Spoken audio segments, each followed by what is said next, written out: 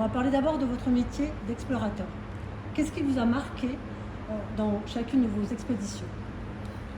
Si on part du premier, du pôle Nord en 86, qu'est-ce qui vous a marqué?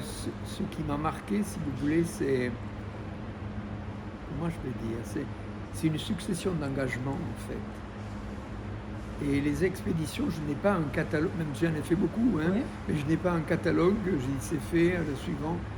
Les expéditions naissent du terrain, des rencontres, de lecture, d'attente de la communauté scientifique sur un endroit difficile d'accès, d'une construction à réaliser pour aller explorer un coin. Et donc, dans chacune d'elles, il y a un objectif souvent géographique, c'est très souvent polaire, c'est un milieu que je connais, que j'aime bien. Ensuite, une attente de la communauté scientifique, quelque chose à construire pour y aller, parce que c'est pas facile d'y aller, et c'est pour ça qu'il y a une attente. Et moi, je suis un entrepreneur en fait. Je ne suis pas un scientifique de terrain, je suis un logisticien. J'organise une logistique pour aller sur un point difficile d'accès où il y a une attente de la communauté scientifique.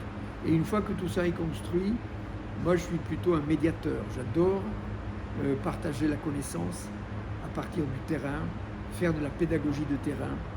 Donc ce sont des projets qui sont tous assez complets et qui ont un dénominateur commun, ces trois choses que je viens de vous citer.